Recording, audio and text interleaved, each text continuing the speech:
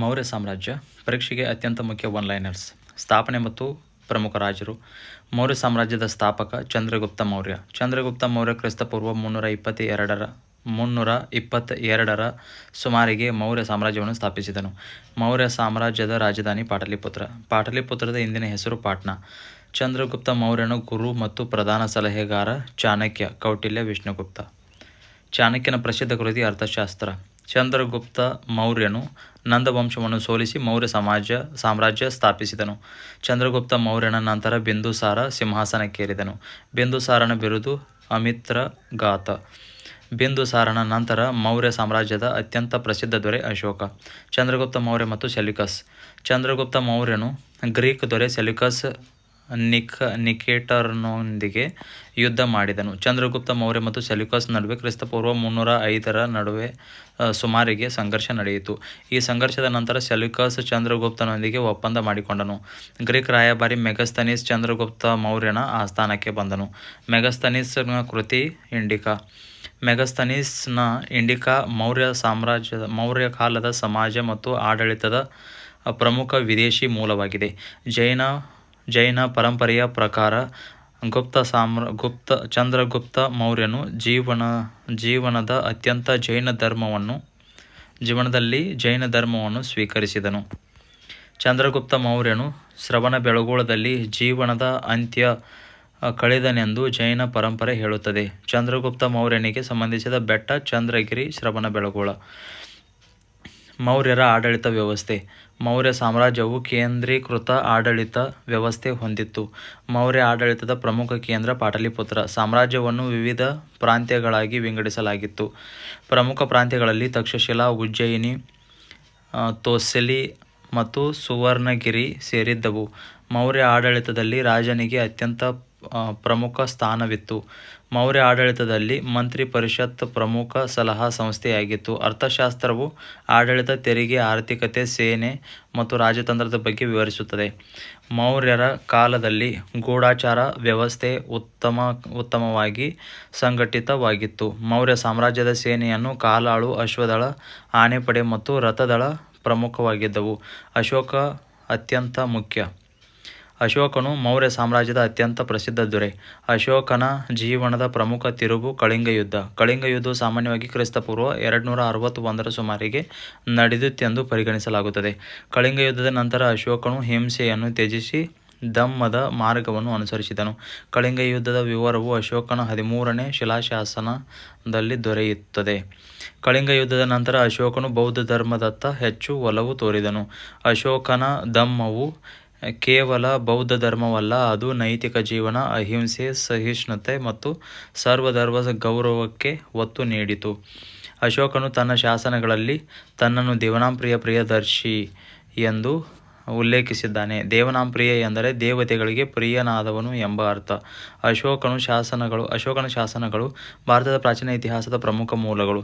ಅಶೋಕನ ಬಹುತೇಕ ಶಾಸನಗಳು ಪ್ರಾಕೃತ ಭಾಷೆಯಲ್ಲಿ ಮತ್ತು ಬ್ರಾಹ್ಮಿ ಲಿಪಿಯಲ್ಲಿ ಕಂಡುಬರುತ್ತವೆ. ವಾಯವ್ಯ ಭಾಗದ ಕೆಲವು ಶಾಸನಗಳನ್ನು ಕರಷ್ಟು ಲಿಪಿ ಬಳಕೆಯಾಗಿದೆ. ಅಶೋಕನ ಶಾಸನಗಳನ್ನು ಓದಲು ಜೇಮ್ಸ್ ಪ್ರಿನ್ಸೆಪ್ 1237ರಲ್ಲಿ ಮಹತ್ವದ ಕೊಡುಗೆ ನೀಡಿದರು. ಅಶೋಕನ 13ನೇ ಶಿಲಾಶಾಸನ ಕಳಿಂಗ ಯುದ್ಧ ಮತ್ತು ಅದರ ಪರಿಣಾಮಗಳ ಬಗ್ಗೆ ಹೇಳ್ತದೆ. ಅಶೋಕನ 1ನೇ ಶಿಲಾಶಾಸನ ಪ್ರಾಣಿ ಹತ್ಯೆ ನಿಯಂತ್ರಣಕ್ಕೆ ಸಂಬಂಧಿಸಿದ ಪ್ರಮುಖ ಮಾಹಿತಿ ನೀಡುತ್ತದೆ. ಧೌಳಿ ಮತ್ತು ಜೌಗಢ ಕಳಿಂಗ ಪ್ರದೇಶದ ಪ್ರಮುಖ ಅಶೋಕನ ಶಾಸನ ಸ್ಥಳಗಳು. ಅಶೋಕನ ಸಾರನಾಥ ಸಿಂಹಸ್ತಂಭದ ಶಿರೋಭಾಗ ಭಾರತ ರಾಷ್ಟ್ರೀಯ ಲಾಂಛನದ ಮೂಲವಾಗಿದೆ.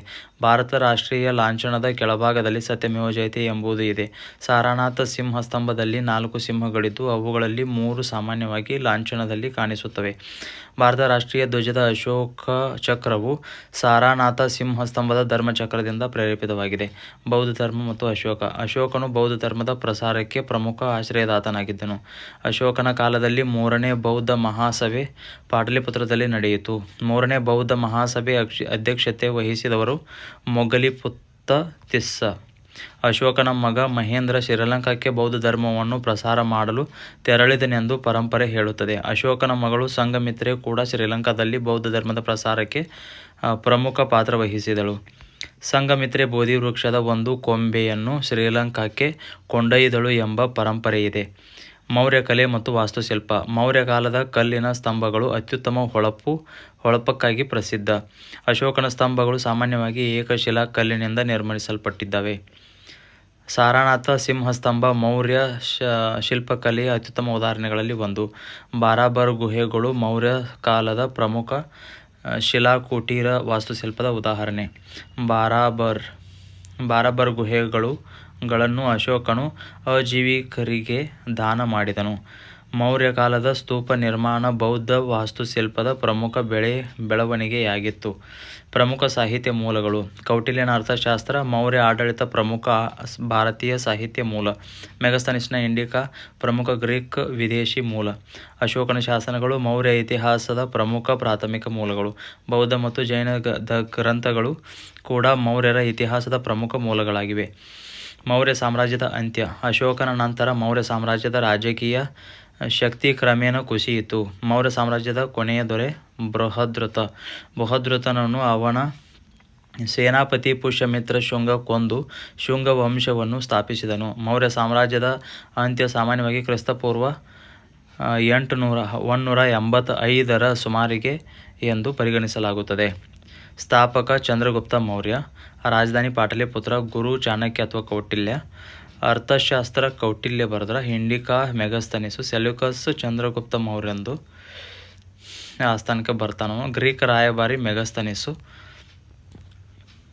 ಬಿಂದುಸಾರ ಅಮಿತ್ರಘಾತ. ಅಶೋಕ ಕಳಿಂಗ ಯುದ್ಧ. ಕಳಿಂಗ ಯುದ್ಧ ಕ್ರಿಸ್ತಪೂರ್ವ 261ರ ಸುಮಾರಿಗೆ. ಕಳಿಂಗ ಯುದ್ಧದ ವಿವರ 13ನೇ ಬಂಡೆಕಲ್ಲು ಶಿಲಾಶಾಸನ ಹೇಳ್ತದೆ. ಅಶೋಕ ದೇವನಾಂಪ್ರಿಯ ಪ್ರಿಯದರ್ಶಿನಿ ಅಂತ ಬರೆದಿದ್ದಾರೆ. 3ನೇ ಬೌದ್ಧ ಮಹಾಸಭೆ ಪಾಟಲಿಪುತ್ರದಲ್ಲಿ ನಡೀತು. ಅಧ್ಯಕ್ಷತೆ ಮೊಗಲಿಪುತ ತಿಸ್ಸಾ. ಶಾಸನಗಳನ್ನು ಓದಿದವರು ಜೇಮ್ಸ್ ಪ್ರಿನ್ಸೆಪ್. ರಾಷ್ಟ್ರೀಯ ಲಾಂಛನ ಸಾರನಾಥ ಸಿಂಹಸ್ತಂಭ. ಕೊನೆಯ ಮೌರ್ಯ ದೊರೆ ಬೃಹದ್ರಥ. ಮೌರ್ಯರ ಅಂತ್ಯ ಕ್ರಿಸ್ತಪೂರ್ವ 185ರ ಸುಮಾರಿಗೆ. ಪುಷ್ಯಮಿತ್ರ ಶುಂಗ.